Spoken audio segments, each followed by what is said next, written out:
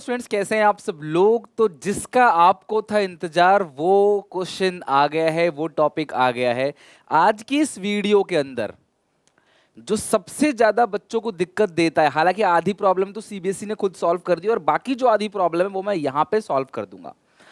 बच्चों को लगता है सर डाटा इतना सारा है इंडियन इकोनॉमी के अंदर, इतने सारे चार्ट है, स्पेशली सर एम्प्लॉयमेंट वाला चैप्टर नहीं होता हमसे। कितने सारे डेटा, कितने सारे चार्ट हैं, उन्हें कौन याद करेगा, वो पॉसिबल नहीं है। I also agree with you कि ये पॉसिबल नहीं है। तो सीबीएसई तुमसे ये कहता भी नहीं है कि तुम इसका डाटा याद करो, चार्ट याद करो पूरा का पूरा, लेकिन हाँ तुमको क्या क्या बातें पता होनी चाहिए। डाटा चार्ट से क्वेश्चन आएगा, पक्का पक्का आएगा डाटा चार्ट से क्वेश्चन। दूसरी बात, तुमको कौन नंबर वन पे है, जैसे इंडिया पाकिस्तान चाइना के अंदर फर्टिलिटी रेट किसका सबसे मतलब कि ज़्यादा है, और जैसे डेंस कंट्री कौन सी है, तुम्हें ज़्यादा कम ये पता होना चाहिए। इंडिया पाकिस्तान चाइना में रैंकिंग तुमको पता होना चाहिए, कौन सबसे ऊपर है कौन सबसे नीचे है, ये पता होना चाहिए। ह्यूमन डेवलपमेंट इंडेक्स में अच्छी रैंकिंग किसकी है, ये सब पता होना चाहिए। खैर उसका रैंक अगर याद करो तो ज़्यादा बेहतर है। और इसके अलावा सर्विस सेक्टर में कितने लोग काम करते हैं, मतलब कि कितने वर्क फोर्स जो है वो सर्विस सेक्टर में काम करते हैं, कितने एग्रीकल्चर में, कितने मैन्युफैक्चरिंग सेक्टर में काम करते हैं, और वहीं पे रूरल एरिया में लोग सबसे ज़्यादा कहाँ पे इंगेज हैं, अर्बन एरिया में सबसे ज़्यादा लोग कहाँ पे इंगेज हैं। इस तरीके से जो क्वेश्चंस पूछे जाते हैं ना क्लास, ये एमसीक्यू में एक नंबर का पूछा जा सकता है। कौन हाई है, कौन लोएस्ट है, किसका शेयर सबसे ज़्यादा ज़्यादा है, जीडीपी में इंडिया का कंट्रीब्यूशन सबसे ज़्यादा किस सेक्टर का है, सर्विस सेक्टर का है। ऐसे क्वेश्चंस आपको पूछे जा सकते हैं। लेकिन डायरेक्टली आपको ये नहीं बोलेगा चार्ट बनाओ, टेबल बनाओ। तो सर कैसा क्वेश्चन पूछेगा, अच्छी बात यह है क्लास वो टेबल खुद आपको बना के देगा और आपको एक्सप्लेन करना है। यकीन मानो क्लास ये बहुत आसान है, क्योंकि जो लिखा रहता है टेबल में, चार्ट में, आपको उसी को एक्सप्लेन करना है। तो मैं आपको दिखाता हूँ इस तरह से, इस टाइप से कैसे कैसे क्वेश्चन आते हैं। इसमें जल्दीबाजी मत करना क्लास, थोड़ी सी वीडियो लंबी हो जाएगी। मतलब कोशिश करूँगा क्लास की 15-20 मिनट से ज़्यादा फालतू ना लूँ समय आपका, लेकिन इस 15 to 20 मिनट्स के अंदर आपका क्लास टॉपिक अच्छे से खत्म हो जाएगा। ध्यान समझना क्लास, और इसको बिल्कुल स्किप मत करना। दूसरी बात, आज शाम को मैं 6 बजे सोच रहा था आने के लिए क्लास लाइव, लेकिन क्लास किसी और वीडियोस बहुत सारी अपलोड करनी है, जिसकी वजह से 6:30 आज शाम को 6:30 बजे मैं लाइव आऊँगा क्लास, और लाइव हम लोग डिस्कस करेंगे मोस्ट एक्सपेक्टेड मॉक्स। कई सारे बच्चों की रिक्वेस्ट थी, सर एक मॉक तो कम से कम क्लास करा दो आप यूट्यूब पे। तो ठीक है, एक मॉक कराऊंगा, कोई प्रॉब्लम नहीं है। अगर आपको तीनों मॉक करने हैं क्लास, तो आप एसपीसीसी ऐप पे जाके मॉक्स बना सकते हो, तीनों के तीनों। ठीक है, चलो सबसे पहला क्वेश्चन देखते हैं यहाँ पे। पहला, compare and analyse the distribution of employment in different sectors on gender basis. अब यहाँ पे क्लास आपको डिफरेंट सेक्टर्स में जेंडर बेसिस पे आपको एम्प्लॉयमेंट का डिस्ट्रीब्यूशन करना है, दिखाना है कि ये जो मेल है वो प्राइमरी सेक्टर में कितने लोग, कितने मेल इंगेज हैं, यानी कितने लोग ऐसे हैं जो प्राइमरी सेक्टर में काम करते हैं। ठीक है, ये एम्प्लॉयमेंट की बात हो रही है।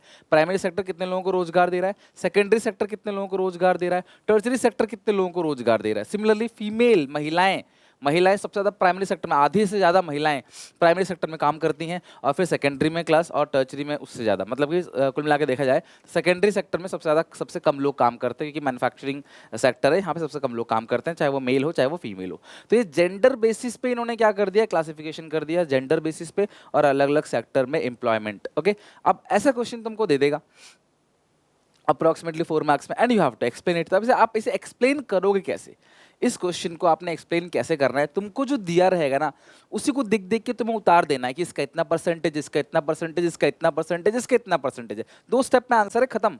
पहला स्टेप तुमको बता देना है बस कौन कितना परसेंटेज है, बस सर बता देना है, बस खत्म, पहला स्टेप। दूसरा स्टेप, आपको कोई अगर ज़्यादा है तो क्यों ज़्यादा है, कोई अगर कम है तो क्यों कम है, क्यों महिलाओं का कंट्रीब्यूशन जो है वो मेल की कंट्रीब्यूशन से ज़्यादा है एग्रीकल्चर सेक्टर में। ऐसे क्लास एटलीस्ट 1 से 2 पॉइंट बस आप लिख दो, खत्म, आपके क्लास नंबर पक्के हो गए। इसीलिए मैं कहता हूँ क्लास सबसे आसान क्वेश्चन है, क्योंकि आपको इसे, लेकिन इस क्वेश्चन को छूने के लिए, इस क्वेश्चन को सॉल्व करने के लिए तुम्हारे अंदर कॉन्फिडेंस चाहिए।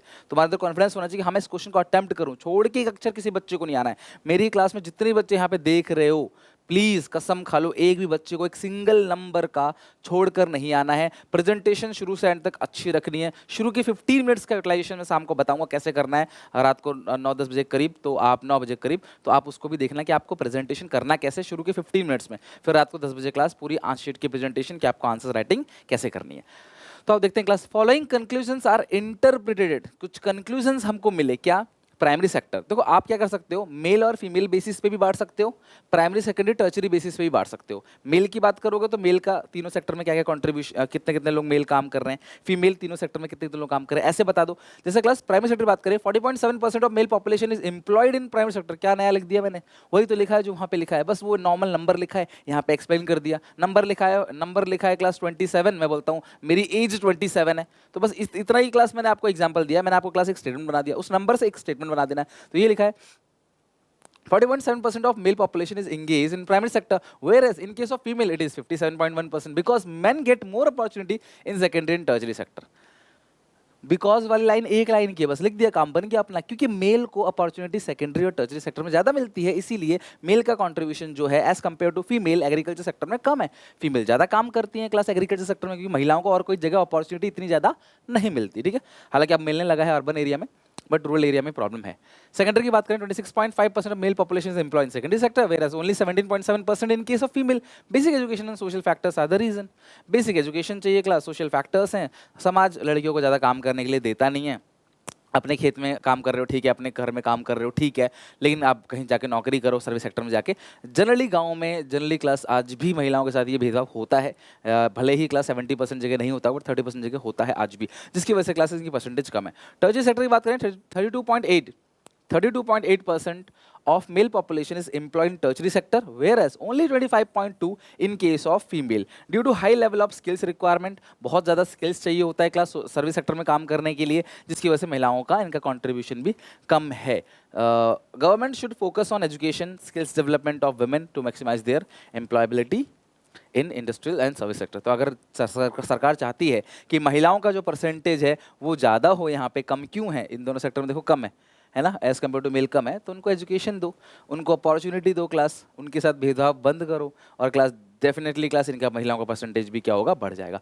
तो ऐसे क्वेश्चंस आते हैं, और ऐसे क्वेश्चंस आपको लैंग्वेज को पढ़ना है और लिख देना है। रीजन नहीं पता तो सिर्फ वही लिख देना है, क्लास ऊपर क्या क्या नंबर, इसका इतना, इसका इतना, इसका इतना, ये सबसे कम है, ये सबसे ज्यादा है, इसका परसेंटेज सबसे ज्यादा, इसका परसेंटेज सबसे कम है, इसके पीछे ये रीजन है, एक दो रीजन अपने मन से चेप देना, खत्म बात, हो गया क्वेश्चन खत्म। छोड़कर नहीं आना, बेवकूफ कहलाएगा वो बच्चा आप में से जो एक भी क्वेश्चन छोड़कर आएगा। एमसीक्यू में नहीं आता, जयराम जी की लगा दो तुक्का, लास्ट तक बैठे ना, कोई ना कोई जुगाड़ मिल जाएगा, डोंट वरी। समझ रहे हो ना क्लास में, मतलब कि खुलेआम नहीं बोल सकते इस बात को, लेकिन हो जाता है लास्ट तक में। बच्चे तो टीचर से ही पूछ रहे थे, कई बार टीचर भी हेल्प कर देता है। हिम्मत मत हारना, और आधे घंटे पहले बाहर वैसे तो निकल नहीं सकते, क्या ही करोगे बाहर आके, वैसे भी खड़े रहोगे बाहर आके, अंदर वालों को वेट करोगे और कुछ नहीं। पेपर 3 घंटे से पहले बाहर मत निकलना, क्विट मत करना, एंड तक हिम्मत रखना, एंड तक प्रेजेंटेशन अच्छी रखना, बीच बीच में निराश मत होना। एक क्वेश्चन नहीं आ रहा, निराश मत होना, छोड़ना, आगे कर, आगे वाला तो आता होगा ना। अच्छा, एक क्वेश्चन ये पूछ सकता है, compare and development, compare and analyse the following. Self employed लोग कितने क्लास, यहाँ पे distribution of employment, self employed लोग 52.2, यानी सबसे ज़्यादा सेक्टर के सबसे ज़्यादा शेयर जो है वो एम्प्लॉयमेंट में सेल्फ एम्प्लॉयड का है। रेगुलर वर्कर 22.8 और कैजुअल वर्कर 25। फर्स्ट नंबर पे सेल्फ एम्प्लॉयड, थर्ड नंबर पे 25 और सेकंड नंबर पे आपका रेगुलर वर्कर।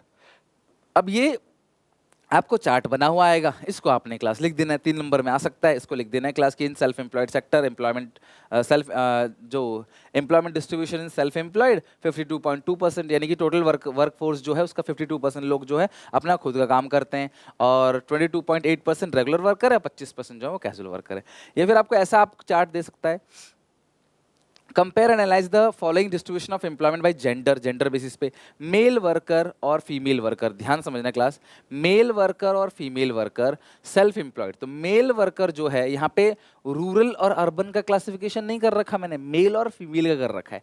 तो आप क्या लिखोगे क्लास कि जो मेल वर्कर हैं और फीमेल वर्कर है, इनकी तादाद सेल्फ एम्प्लॉयड में क्लास बराबर परसेंट है, लगभग 52% जो है मेल और फीमेल दोनों कहाँ एंगेज हैं क्लास, सेल्फ एम्प्लॉयड, मतलब खुद का काम करते हैं। सेल्फ एम्प्लॉयड मतलब अपना खुद का रिसोर्सेज यूज कर रहे हैं, खुद की प्रॉपर्टी यूज कर रहे हैं, खुद के लैंड लेबर कैपिटल और खुद के लेबर यूज कर रहे हैं काम करने के लिए, ठीक है। रेगुलर सैलरीड एम्प्लॉय, ध्यान समझ रहे हैं यहाँ पे क्लास एक मतलब यहाँ बहुत अच्छा लाइन क्लास आप लिख सकते हो, रेगुलर सैलरीड एम्प्लॉय की तादाद जो है मेल वर्कर की ज्यादा है 24%, as compare to female worker it is just 21%। क्यों? क्योंकि क्लास मेल वर्कर को अपॉर्चुनिटी मिलती है लॉन्ग टर्म काम करने के लिए, इनकी शादी होती है, महिलाओं की जॉब छूट जाती है। आपने कभी देखा कि लड़के की शादी हुई, लड़के ने जॉब छोड़ दी? नहीं, लड़की जॉब छोड़ती है, ठीक है, तो इसके लिए कंपनी इनको लॉन्ग टर्म तक रखने के लिए क्लास अग्री नहीं करते। नॉट ऑलवेज ट्रू, बट हाँ कहीं ना कहीं एक रीज़न है। दूसरी बात, हाई लेवल ऑफ स्किल्स की बात करें, अब घर में लड़कियां पढ़ती तो हैं, लेकिन बहुत जगह ऐसा रूरल एरिया में देखा जाता है कि माँ बाप के पास पैसे नहीं है तो वो लड़की को बहुत हायर एजुकेशन नहीं देते। कई ऐसे लोग सोचते हैं कि लड़की को ज़्यादा पढ़ा देंगे तो उसकी शादी कैसे होगी, इससे कौन शादी करेगा, इतनी पढ़ी लिखी है तो लोग शादी नहीं करेंगे, ऐसी सोच रखते हैं, इसका कोई लॉजिक नहीं, कोई तुक नहीं है। तो जिसकी वजह से सोशल डिस्टिंक्शन की वजह से, high level of skills requirement की वजह से रेगुलर सैलरीड एम्प्लॉइज में क्लास मेल की तादाद जो है महिलाओं से ज़्यादा है। अगर बात करें class casual worker, obviously class जब रेगुलर सैलरीड एम्प्लॉइज वो कम है तो जो बच्चे कुछ है वो कैजुअल वर्कर काम करते हैं। 27% है कैजुअल वर्कर फीमेल का वर्कफोर्स में, और क्लास मेल वर्कफोर्स जो है वो 24% है कैजुअल वर्कफोर्स के अंदर। आप समझिए क्लास, तो आपको बस इसको लिखना है, एक्सप्लेन करना है और कुछ नहीं है, इतना ही है बस। ये क्लास एक क्वेश्चन है, ध्यान से देखो। Compare the trend deficit in the following class below. अब ट्रेंड देखते हैं क्लास, यहाँ पे ट्रेंड किस ट्रेंड की ये बात कर रहा है। फाइनेंशियल ईयर 2011 में ये जो बजट एस्टिमेट है और एक्चुअल, तो बजट हमने किया था class fiscal deficit 5.5% of GDP और एक्चुअल कितना है 4.7। फिस्कल ईयर 2012 में हमने जो डिसाइड किया था वो 4.6। आप इसका गैप भी देख सकते हो, इसके गैप भी आप चेक कर सकते हो, अपने आंसर्स में जरूरत पड़ी तो इसके गैप से भी आप आंसर लिख सकते हो कि इतना डिफरेंस आया 2011 में, फाइनेंशियल 2012 में इतना डिफरेंस आया। बजट का एक्चुअल एस्टिमेट 5.7%, समझ रहे हो बात को, फिस्कल डेफिसिट, और एक्चुअल कितना है 4.6। फाइनेंशियल 2013 में बजट एस्टिमेट है 5.1 और एक्चुअल कितना है 4.8। 2014 में 4.8 है क्लास बजट एस्टिमेट और एक्चुअल कितना है 4.6। तो आपको इसको बस आपने एक्सप्लेन कर देना है और कुछ नहीं, आपको लाइन में लिख देना है बस। मैंने आपको यहाँ गाइड भी कर दिया, देखो, और ना इसको रट्टा मारने की जरूरत है ना कुछ, सिंपल जो चार्ट आएगा उसको अच्छे से लिख देना। नहीं तो आप बाकी सारे क्वेश्चन कर लेना, इसके लिए पेज छोड़ देना, एक पेज बहुत है इसके लिए, और आराम से क्लास इसे एक्सप्लेन कर देना। तुमको दोबारा चार्ट बनाने की जरूरत नहीं है, सिर्फ आपने आंसर लिखना है, तुम्हें बनाना कुछ नहीं है। The image shown the trend of fiscal deficit over the year from 2011 to 2014. Fiscal deficit is the borrowings requirement of government which are estimated in the budget every year. This picture shows that except 2012, देखो किस तरीके से बोला है, 2012 को छोड़ के 2012 में क्लास जो है ये ग्रीन कलर एक्चुअल जो है ज़्यादा है, बाकी सब में क्लास जो एक्चुअल है वो एस्टिमेट से कम है, बस 2012 में एक्चुअल ज़्यादा है। तो क्या लिखो class, except 2012 the government has always estimated the count of fiscal deficit to be higher, but in actual terms the fiscal deficit for the corresponding year came out to be lesser than the expectation. आप simple भाषा लिख देना class, आपको कौन सी bookish language लिखनी है कि हर year की अगर हम बात करें। अच्छा, इन्होंने अब इस आंसर में क्या है कि एवरी ईयर का लिखा नहीं है, आप एवरी लिख सकते हो। In 2011 the fiscal deficit is estimated to be 5.5 but it is in actual scenario it is only 4.7। Similar in case of 2012, 13, 14 और एक्सेप्ट इन 2012 बाकी सबका जो एक्चुअल एस्टिमेट है वो कम है और बजट का जो एस्टिमेट है वो ज़्यादा है। तो बस आपने इसी को एक्सप्लेन कर देना है। अब ये क्वेश्चन है क्लास, बहुत इंपॉर्टेंट क्वेश्चन है। अब ये क्या है, the following diagram shows distribution of workforce in India, analyse and compare the nature of workforce distribution. ये है क्लास आपका अर्बन वर्कफोर्स और ये क्या है क्लास आपका रियल वर्कफोर्स। अब यहाँ पे अगर आप अर्बन वर्कफोर्स में देखोगे तो सेल्फ एम्प्लॉयड लोग अर्बन एरिया में कितने हैं क्लास 43। ध्यान रखना, ये पॉइंट से एमसीक्यू भी पूछा जा सकता है। सेल्फ एम्प्लॉयड 43 है, यानी कि अर्बन एरिया में सबसे ज़्यादा लोग सेल्फ एम्प्लॉयड काम कर रहे हैं। दूसरा है क्लास रेगुलर सैलरी एम्प्लॉयज, तीसरा है कैजुअल वर्कर। तो आप इसको इसके परसेंटेज को दिखा देना कि इन अर्बन वर्कफोर्स में सेल्फ एम्प्लॉयड कॉन्ट्रीब्यूशन 43% है। 43% लोग जो हैं वो, अब यहाँ पे मेल फीमेल की बात नहीं हो रही, सिर्फ अर्बन और रूरल एरिया की बात हो रही है। तो अर्बन एरिया में 43 और यहीं पे क्लास अगर हम देखें सेल्फ एम्प्लॉयड में रूरल एरिया में कितना है क्लास 56। कैजुअल वर्कर जो हैं रूरल एरिया में वो 35% हैं और कैजुअल वर्कर जो रूरल एरिया में वो क्लास सिर्फ अर्बन एरिया में वो 15। अर्बन एरिया में रेगुलर सैलरी एम्प्लॉय सबसे ज़्यादा है। सीधी सी बात है क्लास, अर्बन एरिया में सिटीज़ में रेगुलर सैलरी एम्प्लॉय ज़्यादा लग जाती है, हायर क्वालिफिकेशन होती है वहाँ के लोगों की, वहाँ लोग काम करने आते हैं, लॉन्ग टर्म तक टिके काम भी करते हैं। तो इसकी वजह से क्लास वहाँ पे रेगुलर सैलरी एम्प्लॉयज जो है 42% है। और गाँव में रूरल एरिया में क्लास जो रेगुलर सैलरी एम्प्लॉयज की तादाद है वो बहुत कम है, जस्ट 9%। और गांव के लोग बहुत लॉन्ग टर्म तक काम मतलब ऐसा सिक्योर नहीं रहते as compare to urban area में। अर्बन एरिया में इंसान काम ही करने आया है, लॉन्ग टर्म तक काम करेगा। रूरल एरिया में पता नहीं कल को बोलेगा मैं फसल करूंगा, खेती बाड़ी करूंगा, छोड़ के जा सकता है। तो आप इसमें से कोई भी रीज़न आपको लगता है, मैं ये नहीं कह रहा कि आप जो रीज़न मैं बता रहा हूँ वही लिखो, कोई भी रीज़न आपको लगता है कि जो रेगुलर सैलरी एम्प्लॉयज उनके लिए फैक्ट्री ही अवेलेबल नहीं है, इतना इंफ्रास्ट्रक्चर रूरल एरिया में अवेलेबल नहीं, इसकी वजह से क्लास इनकी तादाद कम है। आप ये भी लिख सकते हो। 3 नंबर का है तो मेरे हिसाब से आप तीन पॉइंट बस, एक अर्बन वर्कफोर्स का, सेल्फ एम्प्लॉयड में कंट्रीब्यूशन कितना है, रूरल वर्कफोर्स कितने हैं सेल्फ एम्प्लॉयड में, अर्बन वर्कफोर्स रेगुलर में कितने हैं, रूरल कितने हैं, कैजुअल में। इतना लिख के क्लास एक एक लाइन रीजन में जो भी आपको लगता है, हेडिंग नहीं डालना अलग से, बस उसी के आगे कंटिन्यू में लिख देना बहुत है। तो आप अब समझ आया क्लास, यहाँ पे देखो मैंने इसे क्लास एक्सप्लेन कर रखा है।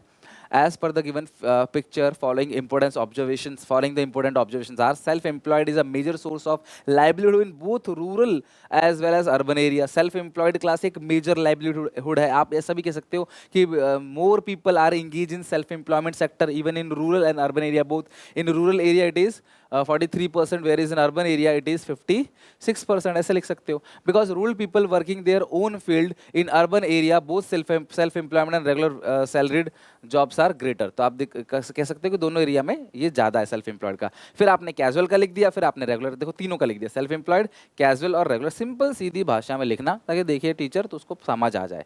अब बात समझ आ रही है केस बेस्ड क्वेश्चन में, रुको अभी एंड तक देखो, अभी जाना नहीं। अब देखो ये क्वेश्चन है, यहाँ से क्या पता इन्हीं में से ही क्वेश्चन आ जाए, इसलिए बोल रहा हूँ एंड तक देख लो। अभी देखो क्लास, मैंने आपको मॉक टेस्ट में भी दिया था क्वेश्चन, ये क्या है question, compare and analyse the following information related to given demographic indicator of all three neighbour country. अब यहाँ पे जो लिया है एनुअल पॉपुलेशन, तीनों की पॉपुलेशन के बारे में लिख दोगे, इंडिया की इतनी है, चाइना की इतनी है, पाकिस्तान की इतनी है। फिर क्लास यहाँ पे अच्छा ये एनुअल ग्रोथ पॉपुलेशन चाइना की इसलिए कम है क्योंकि चाइना ने वन चाइल्ड पॉलिसी अपनाई थी। कब अपनाई थी, कब खत्म किया था, मुझे कॉमेंट सेक्शन में फटाफट लिख के दिखाओ आप में से, जल्दी से देखते कितना याद है आप लोगों को। चाइना ने वन चाइल्ड पॉलिसी कब अडॉप्ट किया, कब उसको एबोलिश किया, कब खत्म किया। डेंसिटी के मामले में आप लिखोगे कि भाई इतनी इतनी तीनों कंट्री की डेंसिटी है, हाई डेंस कंट्री जो है वो इंडिया है, लो डेंस कंट्री जो है वो चाइना है, सिंपल। फिर आप इसी को इंग्लिश में लिख देना बस। फर्टिलिटी रेट सबसे ज्यादा क्लास क्या है, पाकिस्तान है। हर एक महिला जो है ऑन एन एवरेज 3.6 बच्चे पैदा करती है, ये क्लास एक एवरेज निकला, इसको बोलते हैं फर्टिलिटी रेट। इंडिया की जो चाइना की फर्टिलिटी रेट सबसे अच्छी है, पाकिस्तान की सबसे खराब है, ठीक है। बस आपको इतना लिखना है, यही क्लास, यही सिंपल लिखा हुआ है language. Compare and analyse the following information related import export of three neighbour country. अभी इंपोर्ट एक्सपोर्ट की बात चल रही, तो पाकिस्तान से एक्सपोर्ट फ्रॉम इंडिया, पाकिस्तान को एक्सपोर्ट किया कितना जा रहा है क्लास यहाँ पे 2341, और फिर 2018 में 142। तो यानी कि आप देखोगे एक्सपोर्ट जो है वो ग्रो कर रहा है 3.7% से। एनुअल ग्रोथ रेट कितना है 3.7%। ये 4-5 का 18-19 का है, तो ऐसा कंपेयर मत करना, कई साल का है। तो एनुअल ग्रोथ रेट 3.7। चाइना को एक्सपोर्ट किया, एनुअल ग्रोथ रेट 2.6। अब इंपोर्ट किया तो 5.1 एनुअल ग्रोथ रेट जो है इंपोर्ट का, यानी कि हम लोग जो है पाकिस्तान से इंपोर्ट ज़्यादा कर रहे हैं, और चाइना से सबसे ज़्यादा 10.3% का एनुअल ग्रोथ रेट हो गया। नंबर छोड़ दो, एनुअल ग्रोथ रेट जो है एक्सपोर्ट का ओनली 2.7, जबकि इंपोर्ट का 10.3, यानी कि हम लोग चाइना से बहुत ज़्यादा सामान इंपोर्ट कर रहे हैं, बहुत ज़्यादा चाइना पे हम लोग डिपेंड होते चले जा रहे हैं। ये है इसका मुद्दा, यही आपको लिखना है। The above table show the during the given period, I think ये सीबीएसई के सैम्पल पेपर का क्वेश्चन होगा। The export from India to Pakistan have increase at an annual rate of 3.7%, while the same with China shows 2.6% growth. On the other hand, India's import from China accounted a massive 10.3%. The corresponding figure with the Pakistan witnesses on average of 5.1%. हम दोनों से import ज़्यादा कर रहे हैं, but China से तो massive, बहुत ज़्यादा, double respectively. The situation indicates that Indian import from China are too high in comparison to export to China. China को थोड़ा सा एक्सपोर्ट कर रहे हैं, इंपोर्ट बहुत ज़्यादा कर रहे हैं। This shows that Indian economy was over dependent on Chinese economy. कल को चाइना चाहे तो इस बात का फायदा उठा सकता है, ठीक है, आप कह सकते हो उठा रहा है। Indian economy was over dependent on Chinese economy for goods and services over the given period of time, whereas in the case of Pakistan gap is quite narrow. Gap बहुत ज़्यादा नहीं है class, which may due to various reason, वो class अलग अलग reason से हो सकता है। ये थे क्लास आपके सारे के सारे डाटा बेस क्वेश्चन। अब उम्मीद है तुम्हारे अंदर इतना कॉन्फिडेंस आ गया होगा कि डाटा जो भी आए मुझे तो उसे क्लास पढ़ना है, उसको ट्रांसलेट करके क्लास लिख देना है वर्ड्स में, और अगर मुझे उसका रीज़न पता है तो वेल एंड गुड, नहीं पता मैं तो भी कुछ ना कुछ रीज़न अपने आप से सोच समझ के थोड़ा टाइम लेके मैं लिख दूंगा आराम से। कैसे आपको स्टार्टिंग के 15 मिनट का यूटिलाइजेशन करना है क्लास, ये रात को वीडियो आएगी, शाम को लाइव है 6:30 पे, मिलते हैं क्लास शाम को 6:30 बजे लाइव। एक मोस्ट एक्सपेक्टेड पेपर बनाते हैं, तब तक आप भी सारा काम कर लो, फ्री हो जाओ क्लास, रात को पेपर बना के देन क्लास हम इस चीज़ को एंड करें। तब तक के लिए take care, bye bye, God bless you. मिलते हैं नेक्स्ट वीडियो में। वीडियो अच्छी लगे तो लाइक करना क्लास, मैं दिन भर वीडियो बना रहा हूँ क्लास लास्ट कुछ दिनों से, लेकिन मैं थका नहीं, हारा नहीं, बस मेरे अंदर एक ही लगन है क्लास कि आपका पेपर बाहर, आप एग्जामिनेशन हॉल से बाहर आओ और मुझे बोलोगे सर पेपर बहुत अच्छा गया, बस मुझे इतना ही सुनना है आप लोगों से। मिलते हैं नेक्स्ट क्लास में, तब तक के लिए take care, bye bye, God bless you.